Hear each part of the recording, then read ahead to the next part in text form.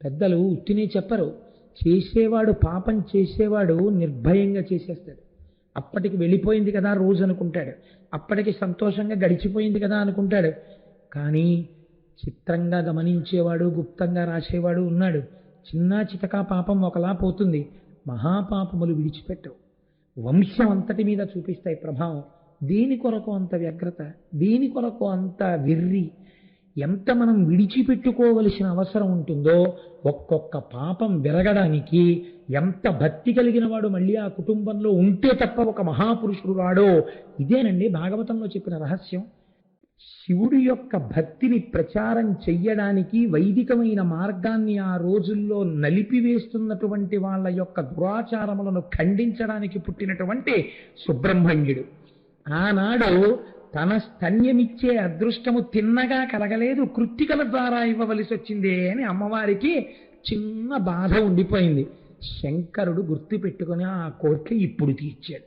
అమ్మవారి పాలు పిల్లవాడు తాగేటట్టు. అందుకని తిరుజ్ఞాన సంబంధర్ అన్నారు ఆయన.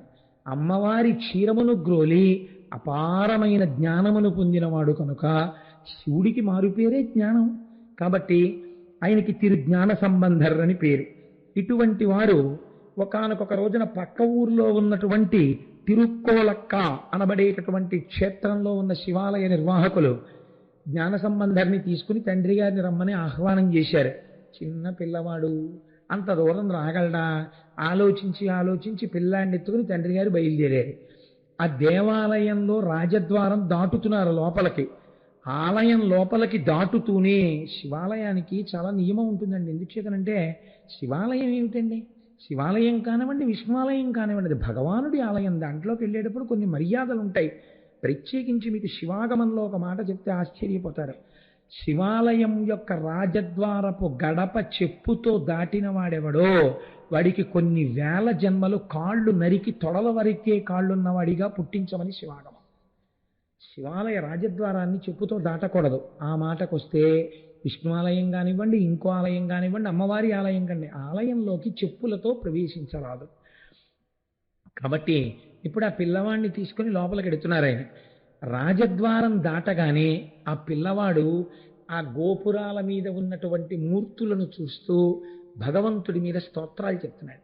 ఆ స్తోత్రాలు చెప్తూ ఎంత పరవశించిపోయాడంటే చిన్ని చిన్ని చేతులు, ఇంకా 3 ఏళ్ళు, ఆ చేతులతో తాళం వేస్తూ పాట పాడుతున్నాడు. పాట పాడుతుంటే ఆ చిన్ని చిన్ని చేతులు ఎరుపెక్కిపోయి చూడలేకపోయారట పార్వతీ పరమేశ్వరుడు. పైనుంచి ఆయనకి బంగారు చిడతలు, అంటే తాళం వేస్తారే అవి బంగారు తాళాలు ఆకాశంలోంచి పడ్డాయి. నాన్న నువ్వు చేతులు 2 ఇలా అనకు, ఎర్రబడిపోతున్నాయి, మేము చూడలేకపోతున్నాం, ఈ 2 తాళాలు వాయించు అని జ్ఞాన సంబంధరికి పైనుంచి పడ్డాయి తాళాలు. ఇవన్నీ మీరు కల్పితం అనుకుంటున్నారేమో, యథార్థం అండి ఇవన్నీ.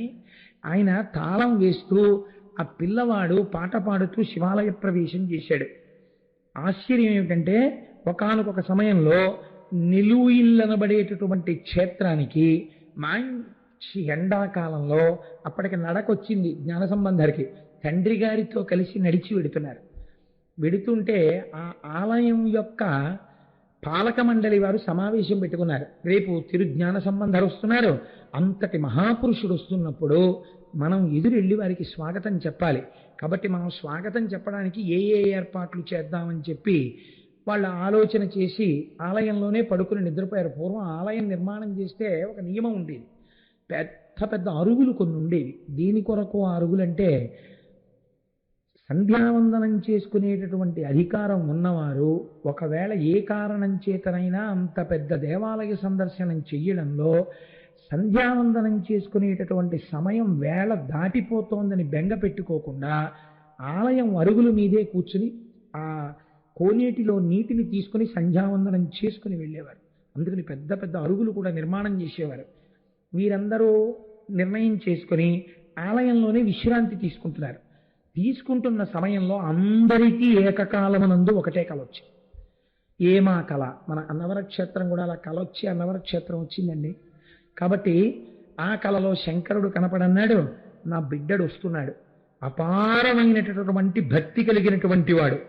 ఆ పిల్లవాడి కోసం నేను దేవాలయాల యొక్క వాహన మంటపంలో ఒక ముత్యాల పల్లకి, అతనికి పట్టడానికి ఒక మంచి గొడుగు, అతను వస్తున్నాడని తెలియడం కోసమని వాయించవలసిన పెద్ద పెద్ద బాకాలు సిద్ధమై ఉన్నాయి. వాటిని తీసుకువెళ్ళి జ్ఞాన సంబంధర్కి స్వాగతం చెప్పండి. ఇక నుంచి ఆయన నా పల్లకీలో కూర్చోపెట్టి వహించండి. ఆయనని అలా మోసిన వాళ్ళు ధన్యులవుతారు అని కలలో చెప్పాడు.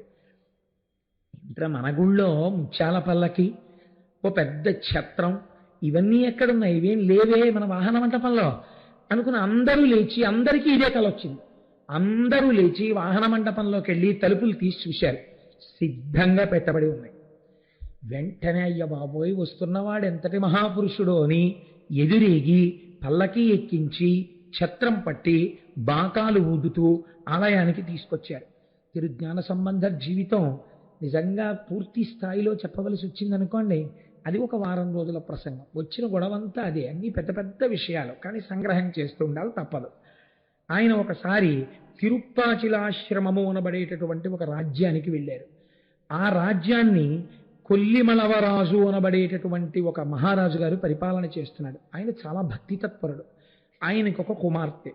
ఆ కుమార్తె అందాల రాశి, అంతటి అందగత్తె. కానీ ఒకే ఒక దురదృష్టం ఏంటంటే ఆ అమ్మాయికి మూర్ఛ వ్యాధి. ఆ మూర్ఛ వచ్చిందా, కొన్ని గంటలు అలా మూర్ఛ పడిపోయి ఉండిపోతుంది ఆ పిల్ల. జ్ఞాన సంబంధర్ దేవాలయ దర్శనానికి వస్తున్నారు అని రాజుగారికి తెలిసింది. తెలిసి దేవాలయంలోకి తెల్లవారకట్టే వెళ్ళిపోయి జ్ఞాన సంబంధర్ వస్తారని నిలబడ్డారు. ఈలోగా ఆయన రావడానికి కొన్ని గంటల వ్యవధి ఉంది. ఈ పిల్లకి మూర్ఛ వచ్చింది. ఆయన వెంటనే అన్నాడు ఆ రాజు, అభిషేకం చేసినప్పుడల్లా నేను ఒక మంత్రం చెప్తుంటాను, ప్రథమో దైవ్యోభిషకు అంటాం. లోకానికి మొట్టమొదటి వైద్యుడు పరమశివుడు. అటువంటి పరమశివుడు యొక్క దేవాలయంలోనే నా పిల్ల మూర్ఛపోతే ఇంకా నా పిల్లకి రక్షకుడెవరు? ఇప్పుడు ఈ పిల్లని అంతఃపురంలోకి తీసుకెళ్తే నేను రక్షించగలనా? ఈ పిల్లకి రక్షణ అంటూ దొరికితే ఇక్కడే దొరకాలి. రాజు వారి ఆజ్ఞకి ఎదురే ఉంటుంది. ఈ పిల్లని తీసుకెళ్ళి శివలింగానికి ఎదురుగుండా పడుకోబెట్టండి అన్నాడు. పడుకోబెట్టాడు. పిల్లను అలా వదిలేశాడండి. వదిలేసి ఎవరుండాలి పక్కన? ఎందుకు రక్షించాలి? అందరూ ఉన్న రక్షణ సామర్థ్యము ఎవరి వలన ప్రసరిస్తుందో వాడి ముందు పడుంది నా పిల్ల. బతికితే వాడి వల్ల బతుకుతుంది. పదండి మనందరం జ్ఞాన సంబంధర్కి స్వాగతం చెప్దామని వెళ్ళిపోయారు. వెళ్ళిపోతే జ్ఞాన సంబంధర్ స్వాగతాన్ని పుచ్చుకుని దేవాలయంలోకి వచ్చారు. తీరా దర్శనం చేసుకుందామని వచ్చే వేళటికి ఆ పిల్ల అక్కడ పడుందన్న విషయం అందరూ మర్చిపోయారు. ఈ ఆడపిల్ల శివాలయంలో పడుంది బోర్లా. ఆయన వచ్చేసి లోపలికి వచ్చాక మిగిలిన వాళ్ళకు కూడా జ్ఞాపకం వచ్చింది. అప్పుడు చూసి ఆయన అడిగారు, ఇదేమిటి శివాలయంలో శివుడి ముందు ఒక ఆడపిల్ల ఎందుకు ఇలా పడుంది అని అడిగారు. అడిగితే ఆ పిల్లకి మూర్ఛ వ్యాధి, మహారాజు గారి యొక్క కుమార్తె, రాజకుమార్తెని అలా విడిచిపెట్టి పెడతారండి? ఆయనకి ఎంత శివభక్తి చూడండి నిజంగా. అందుకని రాజుగారే ఆ పిల్లను అలా విడిచిపెట్టేశారండి అని చెప్పారు. చెప్తే పారవస్యంతో ఆయన వెంటనే ఒక దండకం చేశారు శంకరుడి మీద. ఈశ్వర, నీవు వైద్యుడవు అని పేరు, నువ్వు లోకములనందటినీ కాయగలిగిన వాడవు అని పేరు. అటువంటి వాడివి నీ మ్రోల ఇలా పడుంది ఈ పిల్ల. నిన్నటి రోజున చెప్పానే, ఈ వంశంలో పూర్వం ఎంతటి మహాపాపములు జరిగాయో. చేసినప్పుడు చాలా తేలిగ్గా ఉంటుందండి. చేసేసిన వాడు సులువుగా చేసేస్తాడు. దానివల్ల ఏదో ఫలితం వస్తుంది, దిక్కుమాలిన ఫలితం, ఈ శరీరం సుఖంగా ఉంటుంది అనుకుంటాడు. అనుకుని పాపం చేసేస్తాడు. తీసుకొచ్చి దాన్ని ఎక్కడో దాస్తాడు. దాచింది హరించుకుపోతుంది. కానీ పాప ఫలితం ఏం చేస్తుందో తెలుసా అండి? చిన్న చితకా పాపాలు వదిలిపెడతాయి, పెద్ద పెద్ద పాపాలు వదిలిపెట్టవు. వంశము వరకు వెళ్ళిపోతుంది. ఇది అందరూ చెప్పలేరు కూడా. మీకు నేను ఒక శాస్త్ర రహస్యం చెప్పేస్తున్నాను ఇవాళ వేదిక మీద. కొంతమంది ఇది నేను వేదిక మీద చెప్పేస్తున్నాను, భయం లేదు. పరమాచార్య చెప్తుండేవారు ఈ మాట, ప్రాజ్ఞులైన వారు గ్రహించగలరు. ఎక్కడొచ్చింది ఈ తేడా, వంశంలో ఎక్కడ జరిగింది ఈ పాపం కనిపెట్టగలరు. కానీ ఇప్పుడున్నవాడికి దాన్ని తీసుకోగలిగిన శక్తి ఉంటుంది, ఉండకపోతుంది. కాబట్టి ఏమవుతుంది? అలా పడుంటారండి. నేను కొన్ని ఇళ్ళు చూశాను మహాప్రభో. ఆ ఇళ్ళు పెద్ద పెద్ద ఇళ్ళు, గుండె బావురు మంది వెళితే. నేను ఒకసారి ఒక ఇంటికి వెళ్ళాను. 3 ఆడపిల్లలు, పెళ్ళవలేదు. 3 బహుశీలవంతులు, ఎన్నడూ వీధిలోకి వెళ్ళిన వాళ్ళు కారు. 3 పోస్ట్ గ్రాడ్యుయేట్లు, 3 స్ఫురద్రూపులు. ముగ్గురి మీద ఉన్నటువంటి ఒకే ఒక అక్కగారికి పెళ్ళయింది. పెళ్ళైనటువంటి 3 నెలల్లో హార్ట్ అటాక్ వచ్చి భర్త గారు వెళ్ళిపోయారు. ఆవిడ విధవ అయి ఇంట్లో ఉంది. ఇది చాలదన్నట్టు అన్నగారు వీళ్ళ కోసమని వివాహం చేసుకోలేదు. ఆయన అలాగే ఉండిపోయాడు. ఇల్లంతా బూజులు, నిర్లిప్తతతో కూడినటువంటి జీవనం. నేను వారిని అడిగితే వారు చెప్పారు, మా ఇంట్లో 4 తరాలుగా వివాహం అవ్వకానే భర్త పోయినటువంటి ఒక విధవ, పెళ్లి కాని మిగిలిన వాళ్ళతో 4 తరాలుగా ఈ ఇల్లు ఇలాగే ఉంది అని చెప్పారు. పెద్దలు ఎందుకు చెప్తారండి? పెద్దలు ఉత్తినే చెప్పరు. చేసేవాడు, పాపం చేసేవాడు నిర్భయంగా చేసేస్తాడు. అప్పటికి వెళ్ళిపోయింది కదా రోజు అనుకుంటాడు, అప్పటికి సంతోషంగా గడిచిపోయింది కదా అనుకుంటాడు. కానీ చిత్రంగా గమనించేవాడు, గుప్తంగా రాసేవాడు ఉన్నాడు. చిన్న చితకా పాపం ఒకలా పోతుంది, మహాపాపములు విడిచిపెట్టవు. వంశం అంతటి మీద చూపిస్తాయి ప్రభావం. దేని కొరకు అంత వ్యగ్రత, దేని కొరకు అంత వెర్రి? ఎంత మనం విడిచిపెట్టుకోవలసిన అవసరం ఉంటుందో ఒక్కొక్క పాపం విరగడానికి ఎంత భక్తి కలిగిన వాడు మళ్ళీ ఆ కుటుంబంలో ఉంటే తప్ప ఒక మహాపురుషుడు రాడో. ఇదేనండి భాగవతంలో చెప్పిన రహస్యం. ఊరకరారు మహాత్ములు వా రథముల ఇండ్ల కడకు వచ్చుటలెల్లం కారణము మంగళములకు మీరుచ్చుట శుభము మాకు నిజము మహాత్మా అంటాడు. మీరు చూడండి, మహాపురుషుడైనటువంటి వాడు అంటే అర్థం ఏమిటంటే భక్తి యందు చిత్తము మునకలు వేసేవాడు. ఆయన మనస్సు ఎలా ఉంటుంది? నిష్కారణపు మాటలు మాట్లాడడానికి ఇష్టం ఉండదు మనస్సులో. ఓ 10 నిమిషాలు మాట్లాడతాడు, 15 నిమిషాలు మాట్లాడతాడు, 20 నిమిషాలు మాట్లాడతాడు. మీకు నేను సత్యం చెప్పేస్తాను, 21వ నిమిషంలో ఆయన ఏం చేస్తాడో తెలుసా అండి? మనస్సులోనే భగవంతుడికి నమస్కారం చేస్తాడు. ఈశ్వరా, వీళ్ళు వెళ్ళిపోయేటట్టుగా అనుగ్రహించు. ఏమిటి కారణం? ఎందుకు నాకు ఈ లొల్లి? హాయిగా కాసేపు నేను ఏదైనా నీ గురించి చదువుకుంటాను, నీ గురించి 4 స్తోత్రాలు చదువుకుంటాను, నీ గురించి భజన చేసుకుంటాను, నీ గురించి ధ్యానం చేసుకుంటాను. నాకు ఎందుకు ఈ లొల్లి మాటలు? నాకు వీటి మీద పెద్ద ఆసక్తి లేదు. ఈశ్వర, నాకు ప్రతిబంధకంగా వచ్చింది ఏనాటి పాపమో, అందుకని తొందరగా వెళ్ళిపోయేటట్టు చూడు అంటాడు. అందుకే మహాభక్తులైన వారి ఇంటికి వెళ్ళేటప్పుడు కొన్ని వేళలలో పెడతారు, కొంతసేపే ఉంటుంటారు. కారణం అది. కాబట్టి నేను ఈ విషయం ఎందుకు చెప్పానంటే, మీరు ఏ కోటేశ్వరరావు లాంటి వాడి విషయంలోనూ ఇలాంటివి పాటించక్కర్లేదు. నేనే అలాంటి మహాభక్తుడి స్థాయి వాడిని కాను. అంటే నాకు ఎందుకు భయం అంటే పరోక్షంగా ఈయన గురించి చెప్పుకుంటున్నాడు అనుకుంటున్నారేమో. నేను అలా చెప్పట్లేదు. అలా పోల్చుకోవడం కూడా ఒక దోషం. అలా పోల్చుకోకూడదు. ఊరకరారు మహాత్ములు వా రథముల ఇండ్ల కడకు వచ్చుటలెల్లను. మహాత్ముడైన వాడు మీ ఇంటికి వచ్చాడనుకోండి, ఎందుకు వస్తారండి ఆయన? తనింట్లోనే అనవసరంగా కూర్చొని వాడు అనవసరంగా ఇంకోడింటికి ఎడతాడా? ఆయన అలా వెళ్ళాడు అంటే, వెడుతున్నాడు అంటే ఏదో ఉంది, ఈశ్వర సంబంధమైనటువంటి ఆజ్ఞ. ఆయన వచ్చాడు, ఏమవుతుంది? కారణము మంగళములకు. ఎప్పటి నుంచో ఉన్నటువంటి ఏదో ఉపద్రవాన్ని తీసేయడమో, ఏదో శుభకార్యం ఇంట్లో జరపడానికి ఆయన ఇంటికి వచ్చే గ్లాసుడు మంచినీళ్లు తాగడమో హేతు అవుతుంది. అందుకే పూర్వం ఏం చేసేవారో తెలుసా అండి? ఇంటి బయట అరుగులు కట్టేవారు. అరుగులన్నిటిలోను ఏ అరుగు మీలో పండితులు కూర్చుండు మా అరుగు మీలో అని 3వ క్లాసులో పద్యాలు ఉండేవి మాకు. ఏమిటి పద్యాలంటే చక్కగా మాస్టర్ చెప్తుండేవారు. ఒరే, ఎందుకు కడతారో తెలుసా అరుగులు? పాదయాత్రలో వెళ్ళిపోతుంటారు కొంతమంది, లేకపోతే వాహనాలు ఎక్కకుండా వెళ్ళిపోతుంటారు. చంద్రశేఖర పరమాచార్య స్వామి వంటి మహాపురుషులు వెళ్ళిపోతూ బడలిక తీర్చుకోవడానికి కాసేపు అరుగుకి కూర్చుంటారు. మొన్న మేము దక్షారామం పాదయాత్ర చేసాం 28 కిలోమీటర్లు. అప్పుడు కొన్ని ఇళ్ళ అరుగులెక్కి కూర్చున్నాం. కూర్చోగానే దక్షారామం పాదయాత్ర వెళ్తున్నారని తెలిసి గబగబా వాళ్ళు పట్టుబట్టలు కట్టేసుకుని బకెట్లతో నీళ్లు పట్టుకుని వచ్చారు. వచ్చి అయ్యా నీళ్లు తాగుతారా అని అందరికీ నీళ్లు పోసి వెళ్ళారు. వాళ్ళు ఎంత ధన్యులైపోయారండి. పాదయాత్రలో వెళ్ళిపోతున్న భక్తుల యొక్క దాహార్తిని తీర్చడానికి ఏది కారణమైంది? ఆకర్షించి కూర్చోపెట్టింది అరుగు. నువ్వుండడానికే ఇల్లు కాదు, వెళ్ళిపోతున్న బాటసారులు కూర్చోడానికి అరుగు కట్టాలి ఇంటికి. ఇప్పుడంత స్థితి ఎక్కడందిలేండి. అరణ్యరోదనం ఏ పల్లెటూళ్ళలో వెడుతుంటే, ఎప్పుడైనా ఉపన్యాసాలకి అమలాపురం రాజులో వెడుతుంటే ఆ పల్లెటూళ్ళ గుండా వెళ్ళిపోతున్నప్పుడు అక్కడ అరుగులు కనపడుతుంటే భయన్నాళ్ళ ఇందిరా ఇలా అరుగు మీద చాపేసి కూర్చుని, అలా అరుగు మీద కూర్చుని చక్కగా ఓ రామాయణం చదువుకుంటుంటే, ఓ భాగవతం చదువుకుంటుంటే అంతవరకు ఎందుకండి? నూతి నీళ్లు తోడుకుని స్నానం చెయ్యడం అనేటటువంటిది నాకు ఎంతో ఇష్టమైన విషయం. నూతి నీళ్లు స్నానం చేసి తోడుకుని ఎన్ని సంవత్సరాలైందో. నేను ఏలూరులో పుట్టి పెరిగినప్పుడు మా అమ్మగారు ప్రతిరోజు పొద్దున్నే పాలు త్రాగడానికి వెళ్ళగానే ఒరేయ్ ముందు నూతి దగ్గరికి వెళ్ళి స్నానం చేసి దేవుడు మందిరం దగ్గర కూర్చుని పైకి వినపడేటట్టుగా పద్యాలు చదివి వస్తే పాలిస్తాననేది. అంటే దేని మీద భక్తి? పాలు తాగేయాలని గబగబా నూతి దగ్గరికి వెళ్ళి తోడు పోసేసుకుని ఆవిడ ఒక గంట చూస్తూనే ఉండేది. ఒరే వీపు రుద్దుకోలేదు, నేను చూస్తున్నాను రుద్దు అనేది. మళ్ళీ రుద్దుకుని గబగబా వచ్చి పూజ గదిలోకి వచ్చిన అమ్మకి వినపడాలి ముందు, గబగబా చదవకూడదు. గబగబా 4 పద్యాలు చదివేస్తే అప్పుడు వస్తే ఆవిడ పాలిచ్చేది. మహాతల్లి ఆ రోజు పెట్టిన భిక్ష ఇవాళ కనీసం 4 పద్యాలు చదువుకోగలుగుతాం. కాబట్టి చూడండి, ఒక అరువు రక్షించేస్తుందండి. ఒక మహాత్ముడు రావడానికి అది కారకం అవుతుంది. కాబట్టి ఇప్పుడు జ్ఞాన సంబంధ రావడం రాజుని ఉద్ధరించేసింది. శంకరుడు రావాలా? తత్తుల్యమైన వాడు వచ్చేసాడు. ఆయన నమ్మకం ఆ పిల్లని పడుకోబెట్టాడు, అక్కడ వచ్చేసాడంతే. ఈ పిల్లకి మూర్ఛ వ్యాధ అన్నాడు. శంకరుని ఉద్దేశించి ఓ దండకం చదివాడు అంతే.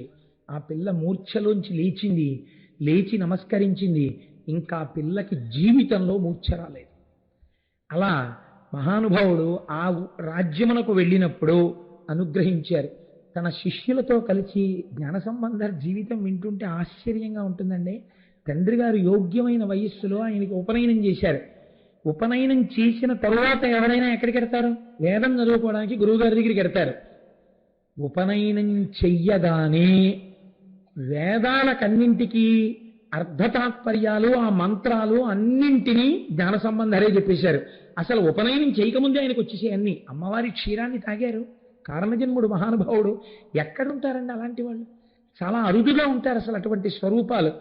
అంతటి ప్రాజ్ఞుడైనటువంటి వారు చిన్న వయస్సులో ఉపనయనం అయిపోగానే ఆయనకి శిష్య పరంపర. ఆయన దగ్గర ఎన్ని నేర్చుకోవాలో కావ్యకంఠ గణపతి ముని తిరువన్నామలై వెళ్ళారు. ఆయనకి ఉద్యోగం ఇస్తూ వేద పాఠశాలలో ఒక ఉపాధ్యాయుడి దగ్గర ఆయన వేదం నేర్చుకుంటున్నారు, గురువుగారి దగ్గర నేర్చుకుంటుంటే ఆయన అన్నారు, ఏమిటో వేదం నేర్పు అంటున్నావు, 3 నెలల్లో వేదం నేర్చేసుకుంటానంటున్నావు, అంత తేలిక అనుకుంటున్నావు? ఆ వేదం అంటే స్వరంతో నేర్చుకోవాలి, అంత తేలిక కాదన్నారు. మహానుభావుడు 3 వేదాలు 3 నెలల్లో నేర్చేసుకున్నారు స్వరంతో, ఏకసంతాగ్రాహి. గురువుగారు అలా పన్నాలన్నీ చెప్పేస్తే ఓ గంట సేపు పన్నమంతా చెప్పేసిన తర్వాత అలా వినేవారంతే కళ్ళు మూసుకుని, అంతే. మళ్ళీ స్వరంతో ఆ పన్నం అంతా ఓ గంట ఈయన చెప్పేసి లేచి వెళ్ళిపోయేవారు. 3 నెలలు అయిపోయిన తర్వాత ఇంకో నెల అయింది. కావ్యకంఠ గణపతి ముని అరుగు మీద కూర్చుని 3 వేదాలకి భాష్యాలు చెప్పారు. చెప్తుంటే వాటి యొక్క అర్ధతాత్పర్యాలు చెప్తుంటే ఏ గురువు గారు వేదం చెప్పారో ఆయన అర్థాలు నేర్చుకోవడానికి, తాత్పర్యం నేర్చుకోవడానికి శిష్యుడిగా కూర్చున్నారు. మహాపురుషులు పుట్టిన గడ్డండే ఈ భూమి. కనుక ఆయన శిష్యులతో కలిసి వెళ్ళిపోతున్నారు. వెళుతుంటే కురుంజి, ములై అన్న ప్రాంతాలు దాటుతున్నారు. విశేషమైనటువంటి చలిజ్వరాలు. ఎన్ని దోమకాట్లో మహాపురుషులకి దేని గురించి లెక్క ఉంటుందండి. విశాఖపట్నంలో ఎక్కిరాల కృష్ణమాచార్యులు గారిని, వారి శిష్యుడు రామాచార్య గారు ఇక్కడే ఉన్నారు సభలో. ఆ కృష్ణమాచార్యులు గారు దోమలు కరుస్తాయి, మలేరియా వ్యాధులు వస్తాయని తెలిసి కూడా రోగులకు వైద్యం చేయడానికి అక్కడికి వెళ్ళి అదే అనారోగ్యంతో కారణజన్ములు కనుక వారి శరీరం గురించి పట్టించుకోకుండా శరీరం వదిలిపెట్టారు. అలా ఈయన వెడుతున్నప్పుడు ఇంతంత దోమలు కరిచేస్తుంటే శిష్యులందరూ బాధపడ్డారు. అయ్యయ్యో ఇక్కడ చలిజ్వరాలు ఉండలేకపోతున్నామని. అప్పుడైనా శంకరుడి మీద నీలకంఠ తత్వంతో దండకాలు చేశారు. మహానుభావ, నీవు ఒకనాడు లోకము కోసమని హాలాహలాన్ని భక్షించావు. ఇవాళ ఈ చలి లేకుండా, ఈ దోమలు లేకుండా, ఈ శీతల జ్వరాలు రాకుండా మమ్మల్ని కాపాడలేవా అని దండకం చేస్తే వారు ఆ ప్రాంతాలు విడిచిపెట్టి వెళ్ళిపోయేంత వరకు దోమ కాని, అంటురోగాలు కాని, మలేరియా కాని ఆగిపోయి చలి తగ్గిపోయింది. వారు ఆ ప్రాంతం దాటిపోయారు. మళ్ళీ చలి ప్రారంభమైంది. ఒక్కొక్క మహానుభావుడు అడుగు వేస్తే ప్రకృతి కూడా అలా మారిపోతుంది. అటువంటి వారు అన్నిటికన్నా ఆశ్చర్యం ఏమిటో తెలుసా అండి? వేదారణ్యము అనబడేటటువంటి చోట వేదారణ్య స్వామి అని చెప్పి భగవానుడి యొక్క దేవాలయం. నేను దీనిని గురించి 2-3 గ్రంథాల్లో 2-3 రకాలుగా చదవడం జరిగింది. అక్కడ వేదం స్వరం తప్పి చెప్తూ ఉండడం వల్ల ఏ ద్వారంలోంచి శివాలయంలోకి వెళ్ళాలో ఆ శివాలయ ద్వారాలు మూతపడిపోయాయి. వేదం రోజు స్వరం తప్పుతుంటే భగవంతుడు అంగీకరించలేదు, తలుపులు మూసుకుపోయి. శివాలయంలోకి వెళ్ళడం కోసమని పక్క నుంచి తలుపు ఏర్పాటు చేసుకుని లోపలికి వెళ్ళేవారు. ఆ తర్వాత ఎంతమంది వచ్చినా తలుపులు తెరుచుకోలేదు. వాగీశుడు అని పేరు. మహానుభావుడు నాయనార్లలో చాలా గొప్పవాడు. వైష్ణవ సాంప్రదాయంలో ఆళ్వార్లలో మనం ఆండాళ్ తల్లి యొక్క తండ్రి గారిని ఎలాగా పెద్దలుగా గౌరవించి పూజిస్తామో అలా అప్పర్ వయస్సులో కూడా చాలా పెద్దవారు. వాగీశుడు, తిరునావక్కరసు అని ఆయనకి పేర్లు. ఆ అప్పర్ జ్ఞాన సంబంధ చాలా చిన్నవారు. ఇద్దరూ కలిసి వెడుతుండేవారు. వారిద్దరూ కలిసి వేదారణ్య స్వామి దగ్గరికి వెళ్ళారు. వెడితే ఈ దేవాలయం యొక్క సింహద్వారం ఎందుకు మూసుకుపోయింది అని అడిగారు జ్ఞాన సంబంధర్. ఒకానొక సమయంలో ఒకానొక కారణం వల్ల ఇలా తలుపులు మూసుకున్నాయి, ఆ తర్వాత ఇవి తెరవబడలేదు అన్నారు.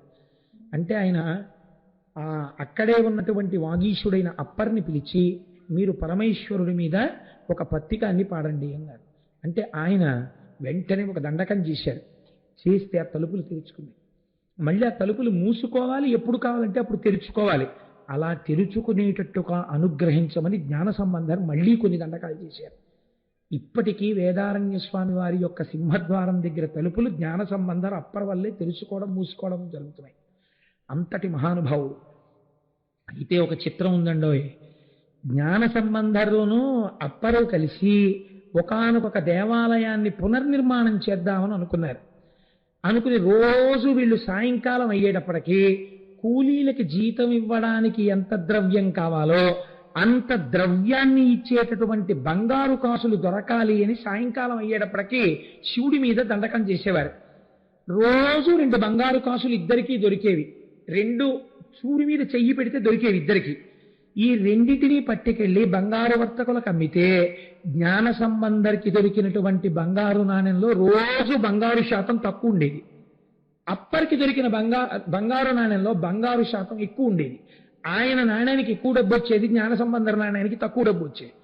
ఇవాళ నువ్వు చూరికి ఇటు తీయి అటు తీయి అన్నా కూడా అంతే, అలాగే దొరికేవి. ఒకానొక నాడు జ్ఞాన సంబంధరికి బాధ కలిగింది. ఎందుకు ఇలా నాకు తక్కువ బంగారం ఉన్న నాణ్యాలు వస్తాయని శంకరుడిని అడిగారు. అడిగితే శంకరుడు చెప్పాడు ఆయనకి, నీవు కేవలముగా దండకం చేస్తావు, నువ్వు కేవలముగా భగవంతుని యొక్క ప్రార్థన చేస్తావు. అప్పర్ అలా కాదు. ఎక్కడికైనా దేవాలయానికి వస్తే ఆయన లేచి ఆ దేవాలయాన్నంతటినీ తుడిచేస్తారు, లేకపోతే ఆ దేవాలయాన్ని కడిగేస్తారు, లేకపోతే కలుపు మొక్కలు ఉంటే తీసేస్తారు. ఏదో ఒక శారీరకమైన సేవ కూడా దేవాలయంలో చేస్తారు. అందుకని ఆయన కాయిక వాచిక మానసిక కైంకర్యం చేస్తాడు. నువ్వు కేవలము వాచిక మానసిక కైంకర్యములే చేస్తావు. నీకన్నా ఓ మెట్టు అప్పర్ పెద్దవాడు. అందుకే బంగారు నాణ్యంలో బంగారం ఎక్కువ ఉంటుంది అన్నాడు. కాబట్టి మనం దేవాలయాలకు వెళ్ళినప్పుడు ఎలా ప్రవర్తించాలో చూపిస్తుందండి మనకి. ఒకానొక సమయంలో వీరు మధుర వెళ్ళారు. మధుర ఎంత గొప్ప క్షేత్రమో మీకు తెలుసు కదండి. మధురై అక్కడ మహానుభావుడు సుందరేశ్వర స్వామి వారు, ఆ తల్లి మీనాక్షి అమ్మవారు వెలిసి ఉన్నారు. చిత్రం ఏమిటంటే అటువంటి దేవాలయం ఇంచుమించు మూతపడిపోయింది ఆ రోజుల్లో. ఎందుకు మూతపడిపోయింది అంటే మహారాజు జైనుడైపోయాడు, ప్రజలందరూ జైనులైపోయారు. ఒక్క రాజుగారి భార్య అయినటువంటి మంగయక్కరసి మంత్రి కులచ్చిరయార్ అనబడేటటువంటి వీరిద్దరే శైవులుగా ఉన్నారు. అందరూ జైన మతంలోకి వెళ్ళిపోయారు. కాబట్టి ఆరాధించేవారు లేరు. అటువంటి సమయంలో పక్క రాజ్యంలోనే తిరు జ్ఞాన సంబంధర్ విడిది చేసి ఉన్నారని తెలుసుకున్నటువంటి రాణి ఒక వేగు ద్వారా కబురు చేసింది వారి రాజ్యానికి రమ్మని. ఇక్కడ మీరు గుర్తుపెట్టుకోవలసిన ఒక ప్రత్యేకమైన విషయం జరిగిందండి. ఇది బాగా జీవితంలో గుర్తుపెట్టుకోండి. అప్పుడు జ్ఞాన సంబంధర్ మధుర వెడతానన్నారు. వెడితే అప్పర్ అన్నారు, మీరు వెళ్ళకండి, మీ గ్రహస్థితి బాగులేదు అన్నారు. అంటే జ్ఞాన సంబంధర్ అన్నారు, మీరు నాతో రావక్కర్లేదు, మీరు ఇక్కడే ఉండండి, నేను ఒక్కడనే వెళ్తాను, నా గ్రహస్థితి బాగులేదన్నారు కదా. జ్యోతిష్యమునందు గ్రహముల యొక్క స్థితిని చూసి కదా మీరు చెప్పారు నాకు కష్టాలు వస్తాయని. నేను ఒక్కడని, అసలు శైవము లేని చోటికి, ఇవాళ వేదము పోషింపబడని చోటికి, సనాతన ధర్మమునందు ఆదరణ లేని చోటికి, నాస్తికము విజృంభించి ఉన్న చోటికి, ఇలాంటి వాణ్ణి చూడగానే మట్టు పెట్టే చోటికి ఒక్కడనే వెడతాను. జాతకం ఏం చెప్తోంది? గ్రహాలు నాకు ప్రమాదం రాబోతోందని చెప్తున్నాయి, నాకు ఇబ్బందులు కలగబోతున్నాయని చెప్తున్నాయి. జాతకంలో ఉన్న గ్రహాలు కూడా పరమశివ భక్తుడైన వాణ్ణి గ్రహములు ఏమీ చేయలేవో ఆ గ్రహములు కవచముగా కాళహస్తీశ్వరుడుకున్నాయి. ఆయన మాట ఇవి వినాలి తప్ప ఇవి ఇచ్చేసే ఫలితాలను ఇవి ఇచ్చేస్తే శంకరుడు చూస్తూ ఊరుకోడు. లోకమునకు నేను నిరూపించాలనుకుంటున్నాను. కాబట్టి పరమశివ భక్తుడి యొక్క జీవితాన్ని జ్యోతిష్య శాస్త్రము ద్వారా కేవలము జాతకము చూసి చెప్పలేరు, కుదరదని. అక్కడ విఫలురైపోతారంటే జ్యోతిష్యము భగవత్తత్వమునందు నిలబడలేదు. ఎవరి అందో పరమభక్తులైన వారి జాతకం చెప్తానంటే ఎంత పాండిత్యం ఉన్నా చెప్పలేరు. ఎందుకంటే గ్రహస్థితులు మారిపోతాయి. వారు గ్రహాన్ని కవచంగా కట్టుకున్న వాడి కింకరుడై ఉన్నాడు. ఇదేం చేస్తా, ఈ జ్యోతిష్యం ఏం చేస్తుంది అంటే నేను జ్యోతిష్యాన్ని చిన్నబుచ్చట్లేదు. మహాభక్తుల విషయంలో జ్యోతిష్యం విఫలమైపోతుంది. నేను ఒక 5-6 సంవత్సరాల క్రితం ఒక కేసు చూశాను ఇలాంటిది, కానీ వేదిక మీద చెప్పకూడదు కనుక. ఈ స్థితిలో మహానుభావుడు బయలుదేరి ఒక్కడే వెళ్ళాడు మధుర. పెడితే రాణిగారు దేవాలయంలో ఎవ్వరికీ తెలియకుండా, రాజాజ్ఞని రాణియే అతిక్రమిస్తే ఎవ్వరికీ తెలియకుండా ముసుగు వేసుకుని వచ్చి నిలబడింది. మంత్రి గారు మాత్రం స్వాగతం చెప్పాడు. ఆయన శివార్చన చేసి వారు ఏర్పాటు చేసిన విడిదికి వెళ్ళి రాత్రి పడుకున్నారు శిష్యులతో. పడుకుంటే ఈయన రేపు లేచి ఏమైనా మాట్లాడతాడేమో, అసలు మాట్లాడకుండానే మట్టు పెట్టేద్దామని ఆయన విడిదిని కాల్చేశారు. అగ్నిహోత్రం అంటుకుపోయింది. శిష్యులందరూ హాహాకారాలు చేస్తున్నారు, బయటికి వెళ్ళే మార్గం లేదు. లేకపోతే చుట్టూ అగ్నిహోత్రం అంటుకుంటే అప్పర్ మాటలు జ్ఞాపకానికి వచ్చాయి జ్ఞాన సంబంధరికి. ఆయన లేచి పక్క మీద కూర్చుని శంకరుణ్ణి స్తోత్రం చేశారు. ఈశ్వర, నువ్వు నవగ్రహ కవచం కట్టుకున్నావని నేను నమ్మాను. ఒక మహాభక్తుడైన వాడు రాజ్యంలోకి వచ్చినప్పుడు గౌరవ మర్యాదలు చూడడం రాజు యొక్క విధి. తాను రాకపోగా తన అనుమాయులు ఇంతటి తప్పు పని చేస్తుంటే రాజు ఊరుకున్నాడు. రాజుకి తెలిసి జరిగింది. కనుక ఈ వేడి అంతా ఏది ఉన్నదో ఈ వేడి రాజు శరీరమునందు ప్రవేశించుగాక అని సంకల్పం చేశారు. అగ్నిహోత్రం చల్లబడిపోయింది. రాజుకి జ్వరం వచ్చింది. థర్మామీటర్లు పేలిపోయాయి. సావడు బతకడు. వెర్రివేడి పుట్టేసింది శరీరంలో. కళ్ళు అగ్నిహోత్రాన్ని కురిసేస్తున్నాయి. ఎంత చిత్రం జరిగిందో తెలుసా అండి? సృష్టిలోనే ఆశ్చర్యం. ఒక ఉపాధి అంత వేడితో నిలబడదు. రాజు పడుకుని ఉండగా వైద్యులు ఆ గదిలోకి వెళ్దామని ప్రయత్నిస్తే వాళ్ళ ఒళ్ళు బొబ్బలెత్తి. అంటే ఎంత వేడి రాజు శరీరంలో ఉందో చూడండి. కాలిపోయిందా శరీరం? కాలిపోలేదు, బూది కాలేదు. ఆయన నమ్మిన మతస్థులు నెమలి ఈకలు విసినికర్రలు పట్టుకుని లోపలికెళ్ళి విసరబోయారు. దగ్ధమైపోయి విసినికర్ర. అప్పుడు భార్య వేడుకుంది, ఒక్కసారి జ్ఞాన సంబంధరికి నమస్కారం చేయండి, తీసుకొస్తానని. ఆయన్ని తీసుకొచ్చారు. వారు శివుడిని స్తోత్రం చేస్తూ లోపలికి వెళ్ళి పక్కన కూర్చుని మహానుభావ, అప్పుడు జ్ఞాన సంబంధరికి నమస్కరించారు. నమస్కరించి నా శరీరంలో వచ్చిన ఈ ఉష్ణాన్ని తగ్గించమని అడిగారు. అడిగితే రాజు అనుసరిస్తున్నటువంటి మతం వారు ఇప్పుడు ఈ కీర్తి జ్ఞాన సంబంధరికి వెళ్ళిపోతే, రాజు మళ్ళీ సనాతన ధర్మంలోకి వెళ్ళిపోతే ఇబ్బంది వస్తుందని, మహారాజా ఈయన్ని మీరు నమ్మవద్దు, ఈయనే అభిచారిక ప్రయోగంతో మీకు ఈ వేడి తెచ్చాడు. మీ శరీరాన్ని ఓ గీత గీస్తాం సగభాగం కింద. ఒక పక్క వేడి జ్ఞాన సంబంధాన్ని తగ్గించమనండి, ఒక పక్క వేడి మేము తగ్గిస్తాం, ఎవరు తగ్గించగలరో చూద్దాం అన్నారు. జ్ఞాన సంబంధరు తన వేపుకి ఎడమ భాగాన్ని ఇచ్చారు. జ్ఞాన సంబంధర్ చేతిలో విభూతి పట్టుకుని, ఈ విభూతియే ఈశ్వరా నీవు అని ఆ విభూతి మంత్రం మనం నిన్నటి రోజున మీకు పంచిపెట్టారే, శ్రీకరంచ పవిత్రంచ రోగశోక నివారకం అంటూ విభూతి పెట్టి ఒంటి మీద చల్లారు. ఒక పక్కంతా జ్ఞాన సంబంధర్ విభూతి చల్లిన వైపు చల్లబడిపోయింది. అవతల మతస్థులు ఉపచారం చేస్తున్న వైపు వెర్రివేడితో శరీరం కాలిపోతోంది. పూర్తి వేడి భరించచ్చు, ఒకవైపు చల్లన ఒకవైపు వేడి. అసలు తట్టుకోలేకపోయాడు రాజు. ఇప్పుడు జ్ఞాన సంబంధాన్ని వేడుకుంటే ఆయన రెండో వైపు కూడా విభూతి చల్లారు. రాజు శరీరం చల్లబడిపోయింది. అయినా వారు అంగీకరించలేదు. ఈయన చెప్పుతున్నటువంటి విషయాన్ని కాగితం మీద రాసి అగ్నిహోత్రంలో వెయ్యమనండి, మేము మా మత సిద్ధాంతాలను అగ్నిహోత్రంలో వేస్తాం, మా సిద్ధాంతములు కాలిపోతే మేము రాజ్యం వదిలేస్తాం, వాళ్ళ సిద్ధాంతం కాలిపోతే ఈయన వెళ్ళిపోవాలి వెనక్కి తిరిగి. అలాగే అని వచ్చి పరమశివుడే లోకమునకంతటికీ కూడా సృష్టికర్త, స్థితికర్త, ప్రళయకర్త, పరబ్రహ్మము అని రాసి విభూతితో ఓంకారం పెట్టి అగ్నిహోత్రంలో వేశారు జ్ఞాన సంబంధం. అన్యమతస్థులు కూడా వారి కాగితాన్ని వారి సిద్ధాంతాలతో వేశారు. ఉత్తరక్షణం అది బూడిదైపోయింది. ఈ కాగితం మాత్రం అగ్నిహోత్రం మీద పచ్చటి ఆకు కాలకుండా ఎలా ఉండిపోతుందో ఆకు అగ్ని మీద అలాగే ఉండిపోయింది. అప్పుడు రాజు పరవశించి జ్ఞాన సంబంధరి యొక్క పాదముల మీద పడ్డాడు. ఇది కూడా మేము అంగీకరించాం, జల పరీక్ష జరగాలన్నారు. వైఘై నదిలో మేము వేస్తాం, ఆయన్ని వేయమనండి అన్నారు. వైఘై నదిలో వేసినటువంటి వారి పత్రములు కొట్టుకుపోయాయి.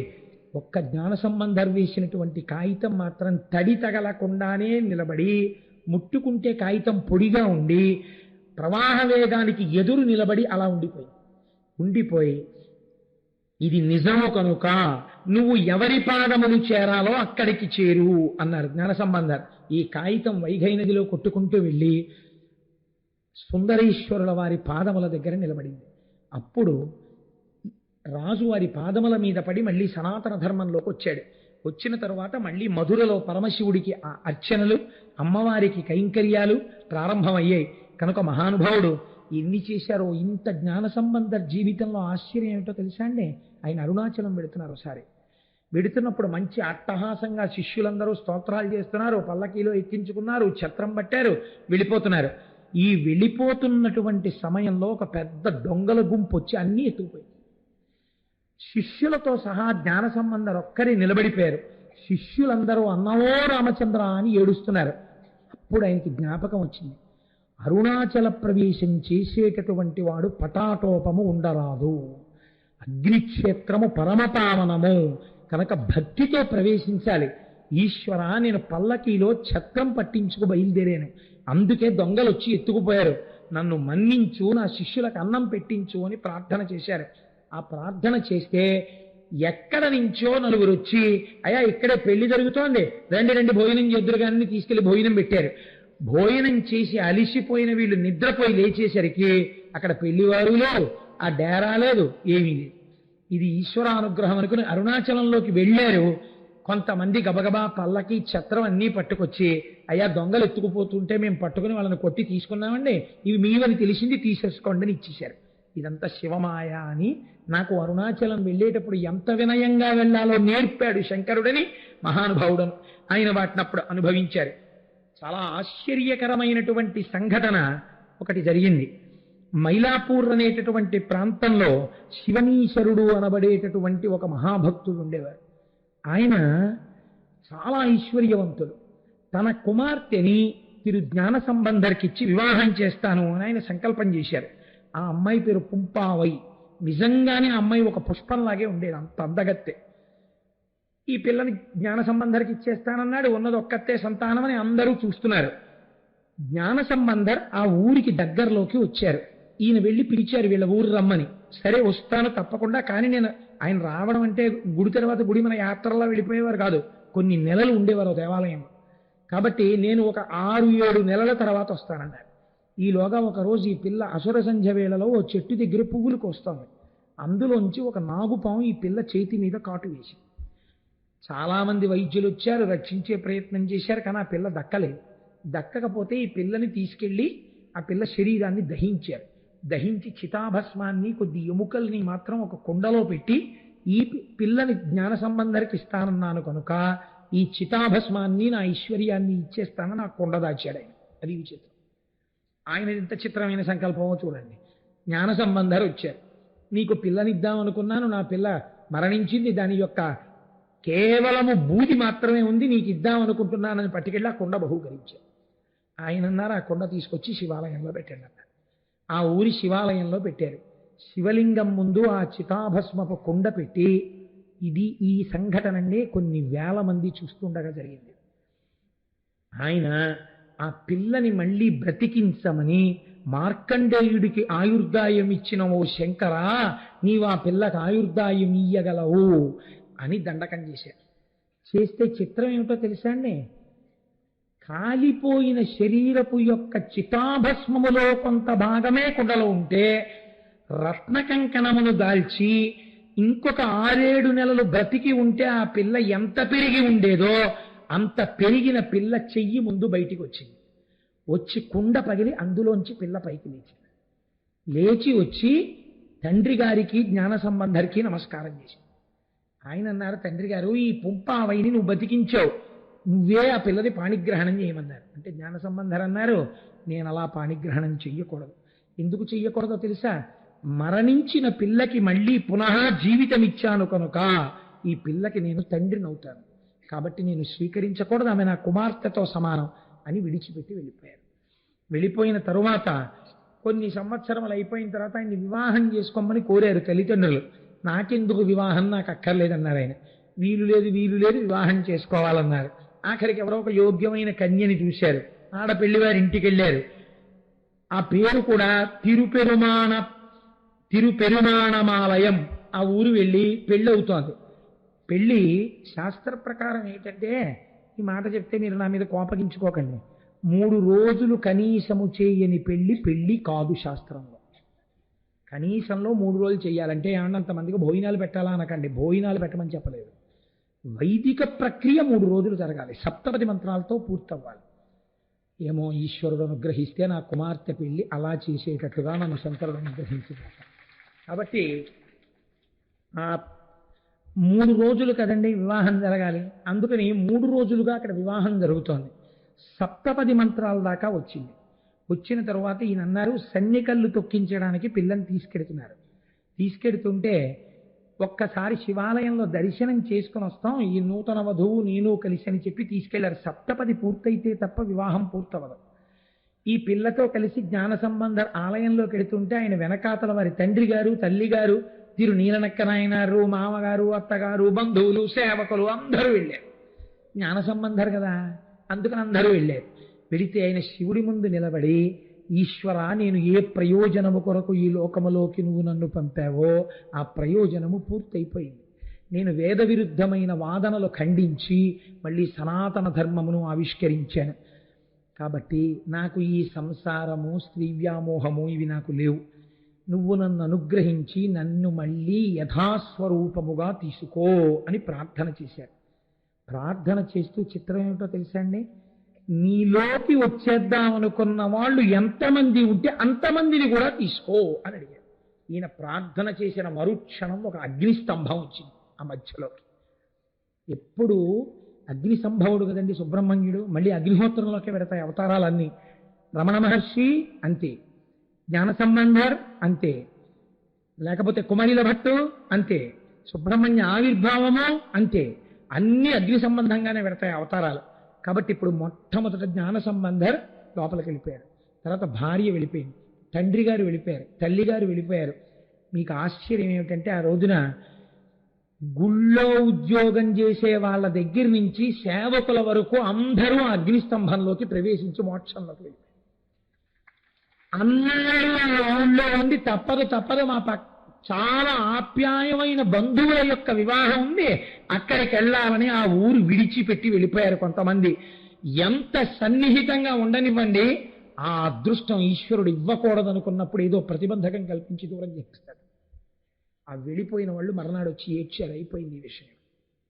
కాబట్టి ఏమైంది అంటే, వాళ్ళకి దక్కలేదా అదృష్టం.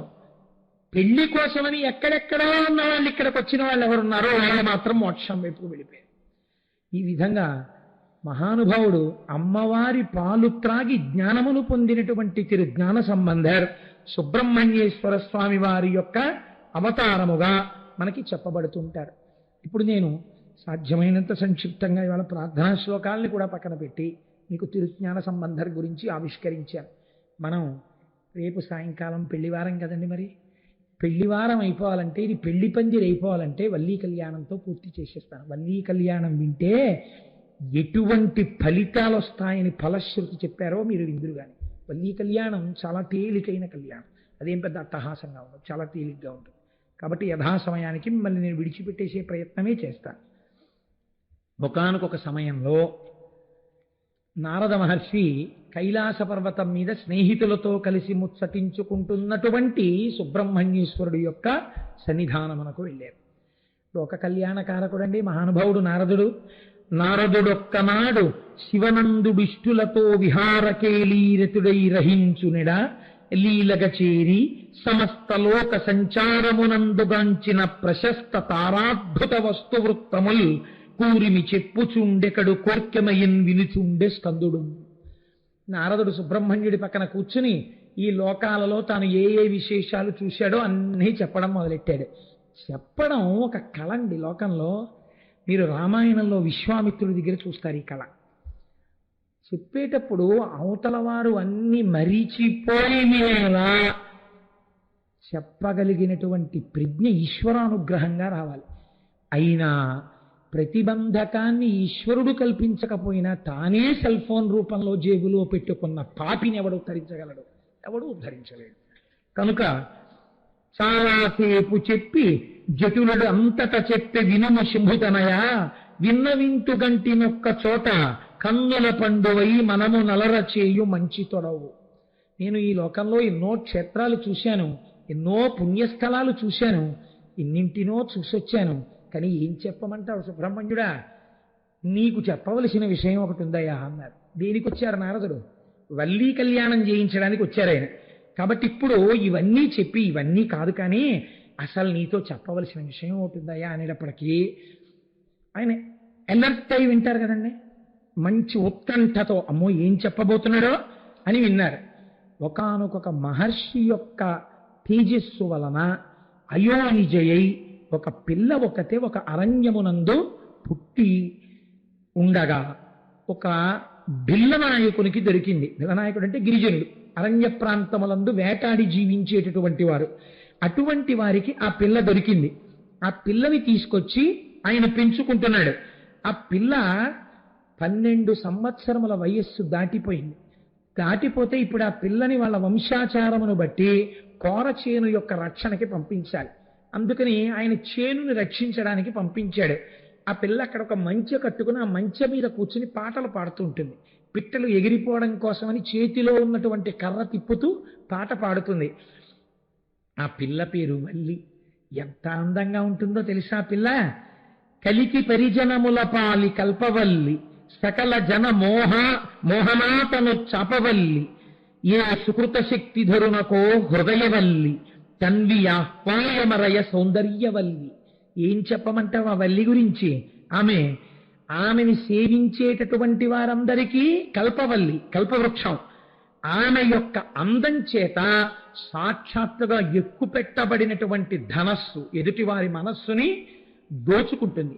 అటువంటి ఏ సుకృత శక్తి ధరునకో, ఎవడు మహానుభావుడు గొప్ప తపస్సు చేస్తున్నాడో అటువంటి భార్య రావాలని, అటువంటి వాడికి కాపోతున్నటువంటి హృదయవల్లి, అటువంటి అమ్మాయి సౌందర్యవల్లి.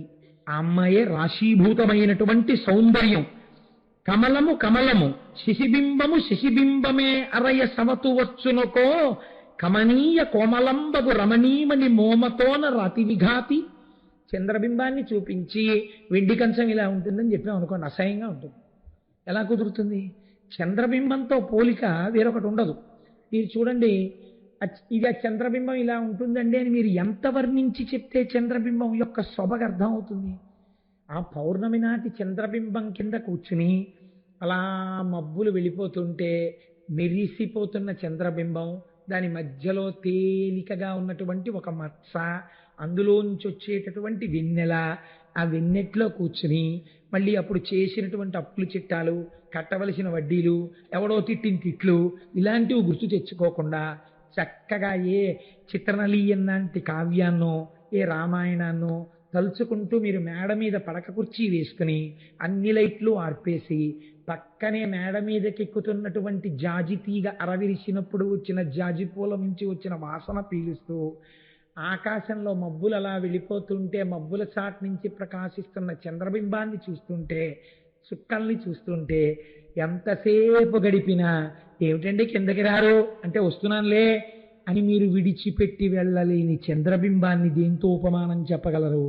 చెప్పలేరు. కనుకంటున్నారు కమలము కమలము శిశిబింబము శిశిబింబము. తామర పువ్వుకి అందం ఎవరు చెప్పగలరు? అసలు ఆ తామర విచ్చుకోవడంలో ఉందండి అందం. బంతి పువ్వుకి తామర పువ్వుకి చాలా తేడా ఉంటుంది విచ్చుకోవడంలో. ముందు ఉన్న రేకులు ఏవున్నాయో అవి బాగా విచ్చుకుని ఇలా కిందకి వంగిపోతాయి. తర్వాత విచ్చుకున్నవి ఏవున్నాయో అవి కొద్దిగా అలా వాళ్తాయి. ఆ తర్వాత ఉన్నవి ఏవున్నాయో అవి కొంచెం వంగుతాయి. ఆ తర్వాత ఏమున్నాయో గుండ్రంగా సైనికుల్లో నించుంటాయి. ఈ మధ్యలో దుద్దు ఉంటుంది పచ్చగా, దాని మీద చిన్ని చిన్ని చిన్ని చిన్ని కేసరములు ఉంటాయి. లోపల నీటి బిందువులు ఆ రేకుల మీద నిలబడి ఉంటాయి, చిన్న బిందువులు మంచులో తడిసి. మీరు ఆ తామర తూడు కొయ్యగానే కింద నుంచి నీటి చుక్కలు పడుతుంటాయి. రెండు చేతుల్లోకి అరవిరిసిన తామర పువ్వుని ఇలా పట్టుకుంటే అందులోంచి పద్మ సుగంధ మారుతి అన్నట్టుగా ఆ చల్లటి వాయువు మీకు తగులుతుంటుంది. ఏ పువ్వుకి ఉండని విధంగా మీరు ఇలా ముఖం దగ్గరకు పెడితే చల్లగా ఉంటుంది తామర పువ్వులోంచి వచ్చేటటువంటి గాలి. ఆ దుద్దు, ఆ అందం, ఆ చుట్టూ ఉన్నటువంటి ఆ రేకులు, వాటిని చూస్తుంటే పద్మము పద్మమే, దీని అందం దేనికి వస్తుంది అనిపిస్తుంది. అందుకే కదా ఎక్కడ పోల్చినా అమ్మవారిని ఈ పద్మంతో పోలుస్తారు అనిపిస్తుంది. నారదుడు అన్నాడు, ఏమయ్యా ఆ అమ్మాయి ఎలా ఉంటుందంటే నేనేం చెప్పను. చంద్రుడి గురించి చెప్పాలంటే చంద్రుణ్ణి చూడాలి, పద్మం గురించి తెలుసుకోవాలంటే పద్మాన్ని, అలా పద్మ సౌందర్యాన్ని అనుభవించిన వాడై ఉండాలి. అంతేకాని తామర పువ్వుని ముట్టుకోవడంలో మనిషి యొక్క సంస్కారం తెలిసిపోతుందండి. రేకులు పట్టుకుని తామర పువ్వు ఇలా లాగాడనుకోండి, ప్రపంచంలోకెల్లా అసహ్యమైన పూజ, ఈశ్వరుడు నిరసించే పూజ, మనం చూడకూడని పూజ, ఒకరు చెయ్యకూడని పూజ ఏమిటో తెలుసా అండి? పువ్వుని చేతిలో పట్టుకుని రెక్కలు లాగేయడం. నేను చాలా దేవాలయాల్లో చూస్తుంటాను, నీకెవడు చెప్పాడు అలా రెక్కలు విప్పి పూజ చేయమని? ఈశ్వరుడు ఎంత కుందిపోతాడో తెలుసా అండి అలాంటి పిచ్చి పనులు చేస్తే. గులాబీ రేకు యొక్క మొదలు తుంపేసి ఇలా నలిపేసి పువ్వులు చేసేయడం.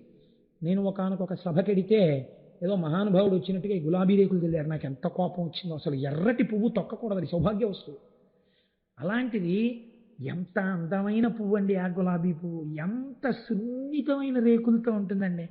ఒక్కరోజు గడిచి మరునాటి సూర్యోదయానికి తనంత తానుగా తన స్వరూపాన్ని విడిచిపెట్టి రేకులు రాల్చేసే లక్షణం ఉన్నది. గులాబీ దండ పట్టుకోవాలంటే భయం వేస్తుంది, రేకులు రాలిపోతుంటాయి. అలాంటి గులాబీ పువ్వుని ఇలా ఇలా ఇలా ఇలా విప్పేసి మంత్రపుష్పం పేరు చెప్పి ఇలా పెట్టేసి, నీకు ఈశ్వరుడు కంఠం ఇచ్చాడు కదా అని కుక్కరిచ్చినట్టు నువ్వు అరిచి ఈ పువ్వుల రేకులు పట్టుకెళ్ళి శివుడి మీద వేస్తావా, భగవంతుడి పాదాల మీద వేస్తావా? నీకే సౌకుమార్యం ఉందని పూజ చేస్తున్నావు. నువ్వు తప్పుడు పని చేస్తున్నావు, చేయకూడదు అలా. పూజ యందు పువ్వుల యొక్క రేకులు విప్పి తుంపరాదు, మహాదోషం. మీరు చూడండి, మీరు పద్యం చదువుకుంటే మీకు అర్థం అవ్వాలి. ఒక్క పువ్వు వేయండి, వేసేటప్పుడు ఆ పద్మాన్ని అనుభవించండి. ఈశ్వర, ఇది నీ నిర్మాణ కౌశలం, ఏమందమయ్యా ఈ పువ్వు అని మీరు అనుభవించి, ఎవడు నిర్మాతయో వాడి పాదములు చేరుతోందని వాడి పాదముల చెంత వేయండి.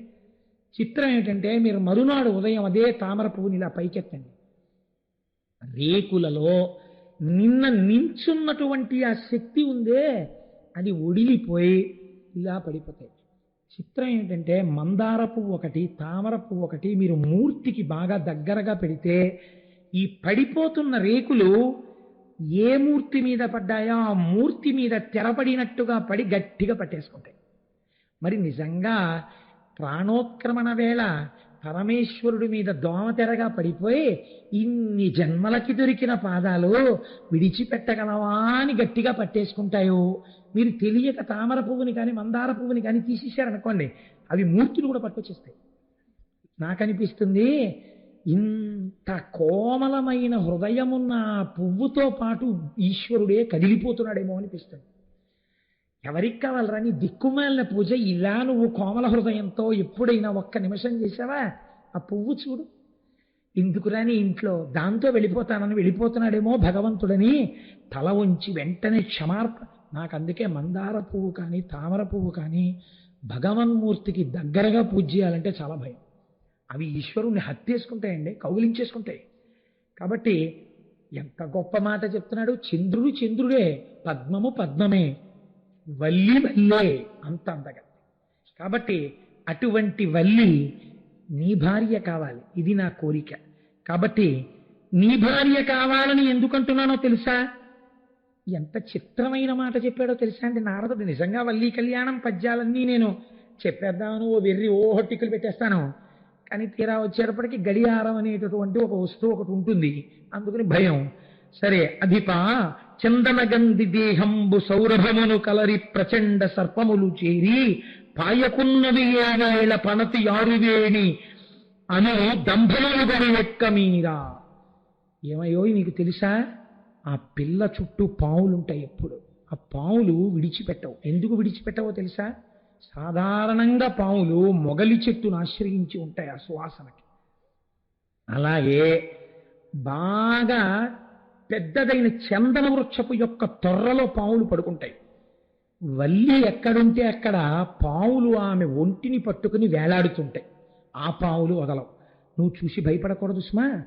ఆ పావులున్నాయే వాటికి ఒక చిత్రమైన లక్షణం ఉంది. ఎవరు ఆ పిల్ల ఒంటిని పట్టిన పావుల్ని చూస్తారో వాళ్ళు ఆ పిల్ల సౌందర్యాన్ని విడిచి ఉండలేక పొంగిపోతారు అన్నాడు.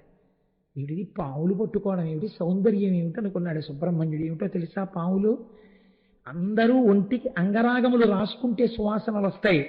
వల్లి ఒంటి నుంచి సహజంగా సువాసనలు వస్తాయి. ఈ సహజ సువాసనలు పీల్చడానికి పెద్ద పెద్ద పావులు వేలాడుతున్నాయా అన్నట్టుగా, నల్లత్రాచులా అన్నట్టుగా ఆమె యొక్క కేశపాశం వేలాడుతుంటుంది. అంత అందమైన కేశపాశం. పిల్లాడివయ్యో యవ్వనంలో ఉన్నావు, వెళ్ళి వల్లి కేశపాశాన్ని కాని చూశావా? నేను నిజం చెప్తున్నాను, ఆ అమ్మాయి చిటికిన వేలు పుచ్చుకుంటే తప్ప కైలాసానికి రావు. ఇప్పుడు సుబ్రహ్మణ్యుడి మనస్సు ఏమైపోతుందండి? ఆ పిల్లని చూడవలసింది. మీరు అంత అందంగా ఉంటుందా అనుకున్నాడు ఆయన. ఎంత అది నిజంగా ఆ మనస్సు రంజిల్లేటట్టుగా అలా చెప్పడం, కళ్యాణకారకం కావడం యోగ్యులైన వారి మధ్య, అది కూడా చాలా గొప్ప విషయం అండి. చిత్తమలీయం చదువుతుంటే మీకు హంసరాయబారంలో ఇలాంటివి ఎన్ని పద్యాలు వస్తాయో నిజంగా. కాబట్టి తావి చైతన్యమలరకుందనపు బొమ్మ స్థైర్యం అవయవముల కల్గు చెప్పల ఎప్పుడు కుందునొందక ఎలరారు ఇందురేఖ అరయ అఖిల జగన్మోహనాంగిరమణి. ఒక బంగారంతో బొమ్మ చేసి అక్కడ పెట్టారనుకోవా, చాలా గొప్ప అందగత్తిని. చూసిన వాడు ఏమంటాడు? అపరంజి బొమ్మ అంటాడు. సాధారణంగా పెళ్లి కూతురు చాలా బాగుందనుకోండి, తండ్రి గారు కానీ ఎవరైనా పెద్దలు, లేకపోతే సాధారణంగా తండ్రి గారు అడిగితే బాగుండదు, తన మనసులో అమ్మాయిని చేసుకుందామని ఉంటే కొడుకు ఏమైనా అంటే నచ్చ చెప్పడం ఎందుకని, మనసు బాగా కనిపెట్టగలిగిన స్నేహితుల చేతో లేకపోతే ఆ వయస్సు బంధువుల చేతో అడిగిస్తారు. వాళ్ళు సాధారణంగా మాట చెప్తారు, ఏమి మొహం వంక పెట్టడానికి ఏముందా, పిల్ల బాగుందా అని నిన్ను అడగడానికి మాకే నోరు రావట్లేదు, బంగారం బొమ్మ కదరా అంటారు కదండి. అపరంజి బొమ్మ, బంగారం బొమ్మ అందంగా ఉండొచ్చు, సొబగేది ముట్టుకుంటే. అందుకని నారదుడు అంటున్నాడు, చైతన్యవంతమగు అపరంజి బొమ్మ, ఈ బొమ్మ చైతన్యంతో కూడిన బంగారు బొమ్మ. మా వల్లంటే ఏమనుకుంటున్నావయ్యా అని నారదుడు పొంగిపోతున్నాడు ఆ వల్లి గురించి. అటువంటి వల్లి ఆ వల్లి. కాబట్టి ఒక్కసారి వెళ్ళి చూడు, ఆ వల్లి అంటే ఏమిటో నీకు తెలుస్తుంది. కేవలము బాహ్య సౌందర్యం అనుకుంటున్నావా? అంతః సౌందర్యం అటువంటిది. పార్వతీదేవికి ఉన్నటువంటి సహజ సౌందర్యం ఏదో అటువంటిది ఆవిడికి అబ్బింది. అటువంటిది నీకు భార్య అవుతుంది. ఎందుకంటున్నానో తెలుసా? ఒకనాడు నేను ఏమీ తోచక మా నాన్నగారి దగ్గరికి వెళ్ళి కూర్చున్నాను. మా నాన్నగారు లోకంలో ఉన్న విషయాలన్నీ చెప్తూ మనస్సు బాగా హత్తుకోవడానికి, ఒరే నీతో స్నేహితుడు ఉన్నాడే వాడికి ఫలానా అమ్మాయితో వివాహం అవుతుంది. ఎందుకని చిత్రముఖ బ్రహ్మగారు ఈయనగా రాసింది. అందులో కనుక్కోవడం కోసమని జాతకాలు చెప్పి ఆయన కొడుకు స్నేహితులకు ఎవరెవరు పెళ్ళాలుగా వస్తారో కనుక్కున్నట్టు బ్రహ్మగారి దగ్గరికి వెళ్ళి కూర్చుంటే, అంటే ఏమిటి ఉద్దేశం? తండ్రి గారు కూడా ఆయన కూడా బ్రహ్మగారు కూడా మెల్లిగా కుమారస్వామి మనస్సు పెళ్లి వైపుకు మళ్ళిస్తున్నారు. ఒరే బాబు నీ స్నేహితుల్లో ఫలానా వాడికి ఫలానా వారి అమ్మాయి పెళ్లి అవుతుంది, ఫలానా వారి అబ్బాయికి ఫలానా అమ్మాయి పెళ్లి అవుతుంది అని అన్నీ చెప్పారు. చెప్పినప్పుడు నాతో ఏం చెప్పాడో తెలుసా కుమారా? నారదుడు చెప్తున్నాడు, నారదుడికి చెప్పారనమాట అండి. అందుకని నారదుడు ఇప్పుడు అది వచ్చి సుబ్రహ్మణ్యుడికి చెప్తున్నాడు. మహానుభావుడు అందానికి మారుపేరైన వాడు ఉన్నాడే, జగదంబ అందాలు తన అందాలుగా పుట్టినవాడు. శంకరాచార్యుల వారైతే అన్నారు, చంద్రుడికైతే మత్స ఉంది, మత్సలేని చందమామలు 1,000,000 మంది వస్తే సుబ్రహ్మణ్యుడు అన్నారు. అంత అందగాడే. అందగాడైనటువంటి ఆ సుబ్రహ్మణ్యుడికి భార్యగా ఎవరవుతారో తెలుసా? వల్లి భార్య అవుతుంది. దాని చేత కొన్ని విషయాలు లోకానికి తెలుస్తాయిరా అని చెప్పారు. ఆమె నీ భార్య అవుతుందయ్యా అనేటప్పటికీ చూడండి చాలా సంతోషంగా అవుతుంది. ఈయన మనస్సు వినగానే ఏదో చేసుకుందాం అనుకున్నాడు అనుకోండి, నీకు భార్య బహుశా ఇటు దక్షిణం వైపు నుంచి వస్తుందయా, ఓ పల్లెటూరు నుంచి వస్తుందయా, పిల్ల చాలా తెల్లగా ఉంటుందయా అని ఏవో కొన్ని లక్షణాలు చెప్తున్నారు అనుకోండి, అవన్నీ తను మనసులో అనుకుంటున్న పిల్లవే అనుకోండి, మనకు ఆ అమ్మాయితో పెళ్లి అయిపోతుంది అనుకున్న పెళ్లి కొడుకు ఎంత ఆనందపడిపోతాడో అలా సుబ్రహ్మణ్యుడు ఆనందపడిపోయాడు. చిత్రం ఏమిటో తెలుసా అండి, ఆయన్ని ఆ భిల్లపురానికి వెళ్ళిపోయి ఆ వల్లీదేవి యొక్క సౌందర్యాన్ని చూడడం కోసమని ఆవిడ ఎలాగో మంచి దగ్గరికి పొలం కాపాడడానికి వస్తుంది కదా అని అక్కడ నించున్నాడు. ఆయన వెళ్ళి నించునే సమయానికి ముందే నారదుడు వల్లీదేవి ఉన్నటువంటి ప్రాంతానికి వెళ్ళాడు. నారదుడు వచ్చాడని తెలియగానే మహానుభావుడు ఆటవికుడైన ఆ రాజు ఎదురొచ్చాడు. తేనియను జారపప్పును తీయని పలు ఫలములను పువ్వులను తెచ్చి భక్తితోడనిచ్చి సేవించి నిలచిన ఎరుకరేణిగాంచి హర్షించి అనియే అక్కరని మౌని. మంచి పువ్వులు, కాస్త తేనె, పళ్ళు, ఎవరి దగ్గర ఏ సంపత్తి ఉంటుందో అటువంటిదే కదండి పెడతారు. ఇవన్నీ తీసుకొచ్చి పెట్టారు. నారదుడు వాటన్నింటినీ చూసి సంతోషించి ఒక మాట చెప్పాడు, నీకు ఒక చాలా శుభవార్త చెప్తాను. ఊరకరారు మహాత్ములు అటువంటి వారు వచ్చారంటే మంగళమే కదండి మరి. అందుకని శ్రమమే నీకు నీ సతికి చల్వగు నీ సుతయైన వల్లికా తామరసోద్భవుండు విను ధన్యుని చేయుతలంపుతోడ ఈ శ్రీమతి నీకు పుత్రికను చేసే ప్రియంబుగ వ్యధనాథ నిమ్మీని భవాంబురాసి ధరింపగ చేయును నమ్మునానుడి. నీకు నీ భార్యకి గొప్ప సత్కారం జరగబోతోంది. మిమ్మల్ని ఇద్దరినీ ఈ జన్మతో ఇంకా ఉద్ధరించాలనే పరమేశ్వరుడు ఈ పిల్లని నీకు కూతురుగా పంపాడయ్యా. ఈ వల్లి ఎవరనుకుంటున్నావు? ఈ వల్లీదేవిని పెళ్లి చేసుకోబోయేటటువంటి వాడు లోకంలో యవ్వనంలో ఉన్న ప్రతి స్త్రీ ఎవరిని భర్తగా పొందాలని ఇవాళ కోరుకుంటోందో, ఎవడు జగదంబ యొక్క అందాలు పోసుకున్నవాడో, ఎవడు పరమ సౌందర్య రాశి అయిన శంకరుడి యొక్క తేజమును పొందినవాడో, ఎవడు గొప్ప వీరుడో, ఎవడు మహాజ్ఞానియో, ఎవడు దేవసేనాధిపతియో, అటువంటి వాడు నీకు అల్లుడు కాబోతున్నాడు. నీ అదృష్టమే అదృష్టం అంటే ఆయన అన్నాడు. ఎవరికి తోచిన సంస్కారంతో వాళ్ళు మాట్లాడతారు కదండి.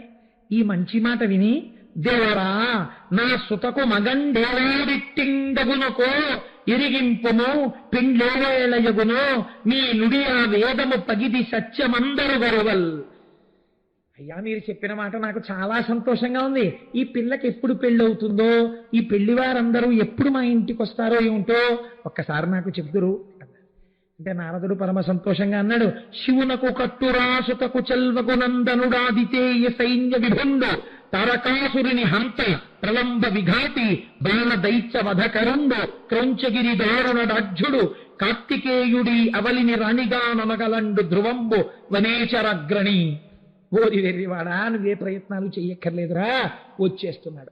క్రౌంచ పర్వతాన్ని భేదించినవాడు, తారకాసుర సంహారం చేసినవాడు, శూరపద్ముణ్ణి సంహరించినవాడు, శక్తి ఆయుధాన్ని పట్టుకున్నవాడు, కార్తికేయుడిని పేరున్నవాడు, పార్వతీ పరమేశ్వరుల యొక్క పుత్రుడైన వాడు తనంత తానుగా వచ్చి వలచి తీసుకెళ్తాడు నీకని. నువ్వేం బెంగపెట్టుకోగల కూర్చోచాలు. చాలా పొంగిపోయాడు. నీ మాటకి వేదానికి తేడా ఏముందయ్యా, అది ఎంత సత్యమో ఇదెంత సత్యం, కాబట్టి జరిగి తీరుతుందన్నాడు. నారదుడు వెళ్ళిపోయాడు. కుమారస్వామి వారు ఆ పొలంలోకి ప్రవేశించి చూశారట వల్లీదేవి వంక. చూసి ఆయన అన్నాడు, స్తుతి అనుకుంటి నారదుడు చోద్యముగా వచించినట్టి ఈ అతులిత మోహనంగి విధమాతడు చెప్పినదింత చాలదు. ఈ సతి రుచిరాంగ కంబులను సాటి ఒకండిల లేదు నిక్కమాక్షితి పరమేష్టి సృష్టికిది చేయు అపూర్వ గర్వ సంపదన్. నారదుడు ఆ రోజు నాతో చెప్తుంటే ఏదో పెంచి చెప్పేస్తున్నాడు, అది అంత అందంగా ఉంటుందా అనుకున్నాను. నాకిప్పుడు ఈ పిల్లని చూసిన తరువాత ఒక మాట అనిపిస్తోంది, అసలు అందం గురించి చెప్పడం నారదుడికి చేతకాదు, అంత అందగత్తే. కనుక బహుశः చతుర్ముఖ బ్రహ్మగారు తన యొక్క సృష్టి శక్తిలో సౌందర్యాన్నంతటినీ ఒక చోట రాశీభూతం చేసి ప్రాణప్రతిష్ఠ చేస్తే ఈ వల్లి అయి ఉంటుంది. ఈ పిల్లతో ఎలా మాట్లాడాలి? ఒక్కసారి మాట్లాడాలనుకున్నాడు. ఇంచుక దవ్వులను నిలిచి ఇట్లు మదింతలబోసి అంతనేమించు పసిండి బొమ్మయగు మీన విలోచన చెంతకేగి మోహించి ఇటుల్వచించే రమణీ నిన్ను కోరి భవత్సురంబిటుల కొంచక ఎగుదించి తిని కోమలి ప్రేముడి చూపు నాపై. కొంచెం సేపు అక్కడ నిలిచి ఆవిడ అందం చూసి భయపడుతూ భయపడుతూ దగ్గరికి వెళ్ళి గబుక్కుని పలకరించడానికి ఇంకా భయపడుతున్న వాడిలా దగ్గరకి వెళ్ళి మొత్తానికి పలకరించి నీకోసమే అందరినీ విడిచిపెట్టడం ఎంత కష్టమో, ఏది నాకు ఆలవాలమో అటువంటి ప్రాంతాన్ని విడిచిపెట్టి నీకోసమని ఇంత దూరం వచ్చాను లతాంగి, నన్ను చేపట్టవా అని అడిగాడు. అడిగితే ఆవిడ ఈయన వంక చూసి అబ్బో ఎంత అందగాడిగా ఉన్నాడో ఈ పిల్లవాడు అని మనస్సులో అనుకుని, ఇది పెళ్లి కాని ఆడపిల్ల మనస్సులో ఉండవలసిన లక్షణం. ఆమె ఎంత గొప్ప భావన చేసిందోట చూడండి. నారదుడు మా ఇంటికి వచ్చి చెప్పినప్పుడు నాకు సుబ్రహ్మణ్యుడితో వివాహం అవుతుందని చెప్పాడు. ఈ పిల్లవాడు చాలా అందగాడు కావచ్చు, నా మనస్సు దోచుకుంటున్నవాడు కావచ్చు, కానీ నా మనస్సు యందు అటువంటి పాపపంకిలమైన భావన కలుగరాదు. ఎందుచేత ఆయనకి నేను చెందిన దానను బ్రహ్మగారు రాశారని చెప్పాడు కాబట్టి నేను అన్యపురుషుని యందు ఈ భావన పెంచుకోరాదని నారదముని చెప్పిన సొంపారయని తరుణ పురుషుడనందొప్పెడు మేలి కూరిమిన మదికి ఇతనిపై రల్జిల్లెడు ఇతండె భర్గుసుతుడకో. ఒకవేళ నిజంగా నారదుడు చెప్పినట్టుగా ఇతడే కాని ఆ పార్వతీ పరమేశ్వరుల యొక్క కుమారుడయ్యుంటే నా రొట్టె విరిగి నీతిలో పడినట్టు కదా అనుకుని ఆయన అడిగిన మాటకి జవాబు చెప్పింది. ఎంత మర్యాదగా మాట్లాడిందో చూడండి. సరే రండి అయితే ఇద్దరం చిలకా గోరింకల్లా ఎగిరిపోదాం అనలేదు ఆవిడ. కన్యను తల్లిదండ్రులు కలరు బిల్ల దంపతులు నాకు, అదిగాక తరుణరాజభూషణ కుమారునాత్మని ఆత్మ విభజన కోరి అర్పణము చేసి తిని హృదయంబు తనకు. నేను తల్లిదండ్రులకు కుమార్తెని, ఇంట్లో పెద్దవాళ్ళు ఉన్నారు, ఎక్కడ పడితే అక్కడ ఇలా నువ్వు వచ్చి మాట్లాడచ్చా? ఆటవిక కన్యలా ఉంది, ఎంత సంస్కారంతో మాట్లాడుతుందో చూడండి. ఇలా అడగచ్చా? మా తల్లిదండ్రులను అడగాలి. అయినా నీకు ఒక మాట చెప్పనా, చంద్రరేఖలు శిరస్సున అలంకారముగా ధరించేటటువంటి పార్వతీ పరమేశ్వరుల యొక్క కుమారుడైనటువంటి కుమారస్వామి నాకు భర్త అవుతాడని నారదుడు చెప్పాడు. ఇంచేత నా మనస్సాయనికి అర్పింపబడింది అని చెప్పింది. చెప్పగానే మహానుభావుడు ఒక్కసారి తన నిజ రూపాన్ని చూపించేట. ఆయన నిజ రూపం అంటే ఏమిటో మీరు ఎక్కడ వెతికినా సరిగ్గా దొరకదండి. నేను చెప్పానే శంకర భగవత్పాదులు సుబ్రహ్మణ్య భుజంగం చేశారని, అందులో ఆయన పిలిచినప్పుడు సుబ్రహ్మణ్యేశ్వర స్వామి వారిని చూశారు. ఆయన చూసినప్పుడు నడుం కనపడింది. ఆయనకి నడుం ఒక్కదాన్ని వర్ణించారండి. ఎంత గొప్ప వర్ణనం! సుబ్రహ్మణ్య భుజంగం గురించి మీరు బెంగపెట్టుకోకండి, అది ముద్రణ అయిపోతోంది. మీ అందరికీ తొందరలో తప్పులు లేకుండా సుబ్రహ్మణ్య భుజంగ స్తోత్రాన్ని ఇచ్చి ఒకనాడు మీ అందరితోని నా సుబ్రహ్మణ్య భుజంగం చదివిస్తాను. ఉపన్యాసాలు అయిపోయే లోపల మీరు రోజు చదువుకోవచ్చు. అందులో శంకరులు అంటారు, లసత్సర్ణ గేహే నృణాంకామ దోహే సుమస్తోమ సంచన్న మాణిక్య మంచే సముద్యత్ సహస్రార్కతుల్య ప్రకాశం సదా భావయే కార్తికేయం సురేశం సువర్ణాంబ దివ్యాంబరైర్భాసమానాం వనత్కింకిణీమే కళాశోభమానాం లసద్దేవ పట్టేన విద్యోతమానాం కటిం భావయే స్కందతే దీప్యమానాం. ఆయనకి కనపడినప్పుడు పట్టుపుట్టం కట్టుకుని దాని మీద మళ్ళీ ఒక వస్త్రం కట్టుకుని ఆ వస్త్రం మీద బంగారు వడ్డాణం పెట్టుకుని బాలసుబ్రహ్మణ్యుడు కనపడ్డాడు. ఆయన పట్టుబట్టలోంచి ఆ పెట్టుకున్న వడ్డాణంలోంచి వస్తున్నటువంటి కాంతులు శంకరాచార్యుల వారు అనుభవించి మూర్తి దర్శనం కాదండి, ఆ బట్టల యొక్క కాంతిని అనుభవించారు. ఆయన ఒక గదిలో కూర్చునుంటే మణిపర్యంకం మీద చుట్టూ పెట్టిన పువ్వులలోంచి వస్తున్నటువంటి వాసన శంకరాచార్యుల వారు ఆఘ్రానించారు. అది శంకరుల యొక్క భావనా బలిని అనుభవించి స్తోత్రం చేశారు ఆయన. అటువంటి సుబ్రహ్మణ్యుడు కట్టెదుట ఆ పిల్ల ముందు సాక్షాత్కరించాడు. నువ్వు మనస్సులో ఎవరిని కోరుకున్నావో ఆ సుబ్రహ్మణ్యుడను నేనే అని ఎదురుగుండా నిలబడేసరికి ఆ తల్లి పొంగిపోయింది. ఒక్క మాట ఇలా మాట్లాడబోయిందిట. ఆశ్చర్యం ఏమిటంటే తండ్రి గారు వచ్చారు, రా పిల్ల నిన్ను ఇంటికి తీసుకెళ్ళాలి, చాలాసేపు ఉండిపోయావు, అన్నం తిందువు కాని అని ఇంటికి తీసుకెళ్ళిపోయారు. ఇంటికి తీసుకెళ్ళిపోయారు, భోజనం చేసింది, చీకటి పడిపోయింది. ఆ పిల్ల మనస్సులో కుంది ఏడుస్తోంది. అయ్యో ఎక్కడి మహానుభావుడు, అన్ని లోకాలలో ఉన్నటువంటి కన్యలు ఆయన్ని పొందుదాం అనుకుంటున్నారు, ఆయన నన్ను పొందడానికి తానే వచ్చాడు. పంట పొలానికి వచ్చాడు, నన్ను ఆయన స్తోత్రం చేశాడు. నిన్ను నేను పొందుతాను అని అడిగాడు. ఒక్క మాట నోరు తెరిచి చెప్పలేడు. కనీసం కాబోయే భర్త అని తెలిసి నేను పాదాలకు నమస్కారం చెయ్యలేదు. బ్రహ్మగారు నిర్ణయించిన వాడిని తెలిసి కూడా నేను పలకలేదు. నా వల్ల ఎంత అపచారం జరిగింది. ఉంటాడో వెళ్ళిపోతాడో. ఏమి పద్యరచన చేశారండి అవన్నీ. కాబట్టి అని కుందుతూ ఏడుస్తోందిట. చెలికెత్తె వచ్చి చూసింది. ఎందుకమ్మా బెంగపెట్టుకుంటావు? బెంగపెట్టుకోక ఒక ఉత్తరం రాసి ఒక ఆకు మీద నీ భావాలు రాయి. ఈ కారణం చేత నేను మీకు నమస్కరించలేకపోయానని రాయి. పత్తికెళ్ళి ఆయనకి ఇస్తాను. ఆయన్నన్నా ఇక్కడికి తెస్తాను, నిన్నన్నా అక్కడికి తీసుకెడతాను. అంటే వల్లీదేవి అంది, ఇంకెక్కడుంటాడమ్మా, నేను ఒక్క మాట మాట్లాడకుండా వచ్చేస్తే ఆయన ఉంటాడా అంది. అంటే ఆవిడంది, ఇలాంటి విషయాల్లో నేను చాలా పరిణితి చెందిన దానను. కోరి వచ్చిన పురుషుడు గేటి ఎదురుగుండా చెట్టు మీద హీరో హోండా మీద కూర్చుని అదే పనిగా చూసినట్టు అలాగే ఉంటాడు తప్ప వెళ్ళడు. మళ్ళీ నువ్వు వస్తావని ఏ సరోవరమో చెట్టో పుట్టో పట్టు కూర్చునే ఉంటాడు. నేను ఎలాంటి ప్రదేశాల్లో ఇలాంటి వాళ్ళు కూర్చుంటారో కూడా నాకు బాగా తెలుసు. పెద్ద పెద్ద చెట్లుండి, చీకటి బాగా ఉండి, జనసంచారం లేని వీధులు, ఇలాంటివి ఉంచుకుంటుంటారు. కాబట్టి ఎక్కడుంటాడో నేను చూస్తాను అని గబగబా వెళ్ళింది. పుష్పవాటిక యందు ఒక సరోవరం ఒడ్డున కూర్చుని ఉన్నారు. సుబ్రహ్మణ్యుడి దగ్గరికి వెళ్ళి ఈ పత్రం మీద రాసిన శ్లోకాన్ని చూపించింది. ఆయన చదివి అన్నారట, అయ్యో ఇంత కుందిపోతోందా, నేను మళ్ళీ కనపడుతుందనే ఇక్కడ కూర్చున్నాను, రా వెళ్ళిపోదాం అన్నాడు. మీరు రాకండి, బాగుండదు, నేనే పిల్లని తీసుకొస్తానని వల్లీదేవిని తీసుకొచ్చింది. వల్లీ సుబ్రహ్మణ్యులిద్దరూ ఆ సరోవరం ఒడ్డున కూర్చుని మనసారా మాట్లాడుకుంటూ కూర్చున్నారు. ఈలోగా భళ్ళున తెల్లవారి. పిల్ల ఇంట్లో కనపడలేదు. భర్తకి చెప్పింది ఆవిడ. అందరూ కలిసి పిల్ల ఎక్కడుందని వెతుకుతూ వచ్చారు. సరోవరం ఒడ్డున ఇద్దరు చక్కగా మాట్లాడుకుంటూ కనపడ్డారు. వెంటనే ఈ బిల్లనాయకుడికి సుబ్రహ్మణ్యుడని తెలియదుగా, ఆయన కూడా ఒక వేటగాడి వేషంలో ఉన్నాడు. అప్పుడు ఓయితుంటరి, రాత్రంతా నా కూతురితో కలిసి కూర్చుని సరోవరం దగ్గర మాట్లాడేవా? ఎవరనుకుంటున్నావు నా కూతురంటే? సుబ్రహ్మణ్యుడికి కాబోయే భార్య. ఎంత పని చేశావురా అని తన పరివారంతో కలిసి బాణాలన్నింటినీ ఆయన మీద ప్రయోగించారు.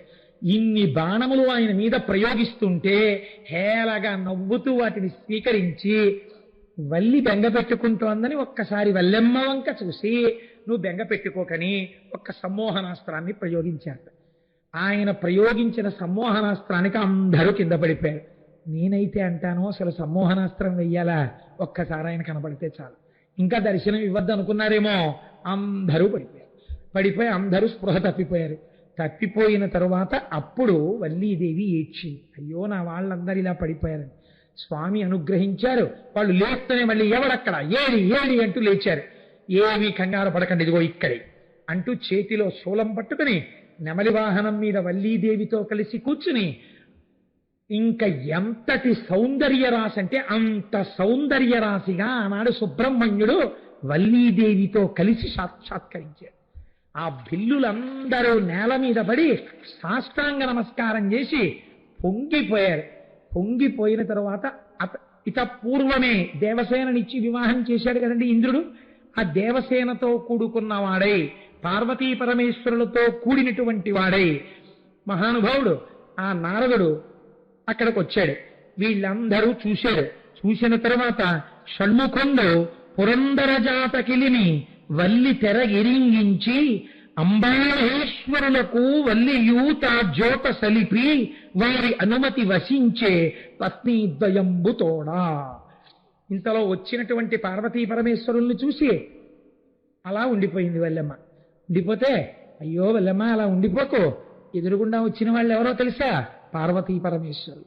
కాబట్టి వారికి నమస్కారం చెయ్యి అంటే, అమ్మ బాబోయ్ నా అదృష్టమే అదృష్టం. పుట్టి పెరిగింది భిల్ల జాతి యందు, చేసినది కొర్ర పైరుకున్నటువంటి ఒక కేవలంగా ఆ కంచె మీదకెక్కి పిట్టలగిరిపోయే పాటలు పాడాను. ఒక్కనాడు నీ చేసిన స్తోత్రం లేదు, ఒక్కనాడు నీ చేసిన పూజ లేదు.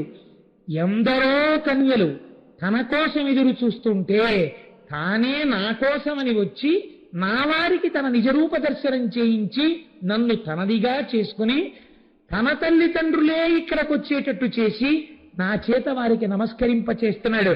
ఏమి భాగ్యం ఏమి భాగ్యమని వల్లెమ్మప్పుడు పార్వతీ పరమేశ్వరులకు నమస్కరించిందిట. నమస్కరించిన తరువాత వల్లెమ్మ వల్లెమ్మ అండంలో నా హృదయం వేరు కాబట్టి నమస్కరించి కొన్ని రహస్యాలు అలా అరవకూడదమ్మా. కాబట్టి నమస్కరించిన తరువాత అప్పుడు సంతోషంగా పార్వతీ పరమేశ్వరులతో దేవసేనతో కలిసి ఏ అరమరిక లేకుండా ఆనాటి నుంచి ఈనాటి వరకు భక్తుల కోర్కెలు అనుగ్రహించడానికి తిరుత్తణి యందు వెలసి ఉన్నాడు. ఇదే విషయాన్ని శంకరాచార్యుల వారు తిరుచెందూరు గురించి మాట్లాడుతూ వల్లీ కళ్యాణం వింటే ఏమవుతుందో చెప్పారు. అది కూడా భుజంగంలోనే చెప్పారు. పులిందేశ కన్యా గణాభోగ తుంగ స్తనాలింగ నాసక్త కాశ్మీరనాగం నమస్యామ్యహం తారకారే తవోర స్వభక్తావనే సర్వదాసానురాగం. తెల్లగా ఉండేటటువంటి సుబ్రహ్మణ్యుడు ఎర్రగా ఉండేటటువంటి వల్లిని ఆలింగనం చేసుకున్నప్పుట వల్లీదేవి ఎర్రటిది వక్షస్థలమునందు కుంకుమ అలదుకునుంది. ఈ ఎర్రని కుంకుమ ఎర్రటి వక్షస్థలం నుంచి భర్త హత్తుకున్నప్పుడు బుగ్గలలో పుట్టినటువంటి అనురాగ కాంతులతో కలిసి ఒక కొత్త ఎర్రటి కాంతి, చిక్కటి కాంతి పుట్టి ఈ కాంతి సుబ్రహ్మణ్యుడి యొక్క గుండెల మీద పరుచుకుని తెల్లటి సుబ్రహ్మణ్యుడి గుండెలు ఎర్రగా మారితే ఇంతటి ఎరుపు ఎంతటి అమాయకులనైనా తనవారిగా తానే వచ్చి చేసుకోగలిగిన దయాద్రహృదయుడైన సుబ్రహ్మణ్యుడిని ఆ వల్లిని ఆలింగనము చేసుకున్న సుబ్రహ్మణ్య స్వరూపమునందు ఆయన వక్షస్థలమునందు మెరిసిన కాంతులు మాకు చెప్తున్నాయి. అటువంటి వల్లి ఆలింగనము చేసిన కళ్యాణ సుబ్రహ్మణ్యుడికి నా జోదలు జోదలు జోదలని శంకరాచార్యుల వారు పరవశించిపోయారు. కనుక ఒకరు దేవసేన ఇంద్రుడి భార్య, వేరొకరు భిల్లకాంత వల్లి. ఆయన భక్తికి రెండు వేపులా లొంగిపోయేవాడే. దేవసేనని ఇంద్రుడు తెచ్చి వివాహం చేశాడు. వల్లీ కళ్యాణానికి సుబ్రహ్మణ్యుడే వచ్చి చేసుకున్నాడు. ఎంత అధికారమున్నవాడో, ఎంత జ్ఞానమున్నవాడో, ఎంత సౌందర్యవంతుడో, ఎంత గొప్పవాడో, అంత కారుణ్యమున్నవాడు. అది పార్వతీ పరమేశ్వరుల యొక్క సమాగమ ఫలితం. ఇద్దరి యొక్క దయ వర్షిస్తే సుబ్రహ్మణ్యుడు ఆయన అడిగింది ఒక్కటి, మీరు ఏమీ చెయ్యక్కర్లేదు, 2 పాలకుండలు కట్టుకుని నా కావిడెత్తండి, మిమ్మల్ని రక్షించేస్తాను. రేపు ఉదయం మీకు సమయం అవి చెప్పి ఉంటారు, చక్కగా రండి, చూస్తే చాలండి కళ్ళభాగ్యం, ఆ వైభవం ఏమిటో మీరు చూద్దురు. కానీ మన వంశాభివృద్ధి చేసిన పాపాలన్నీ దగ్ధమైపోతాయి. చక్కగా బయలుదేరి వెడదాం. ఆ తర్వాత ఆర్జితం గృహస్థాస్ అందులోకి వస్తారు. అక్కడ వల్లీ దేవసేనా సమేత సుబ్రహ్మణ్యేశ్వర స్వామి వారి మూర్తుల్ని రేపు మీరు చూస్తే తెల్లబోతారు. నేను ఉట్టినే చెప్పట్లేదు, సుబ్రహ్మణ్యాంశ అందులో ప్రవేశించేసింది. అటువంటి మూర్తులు తయారైపోయాయి.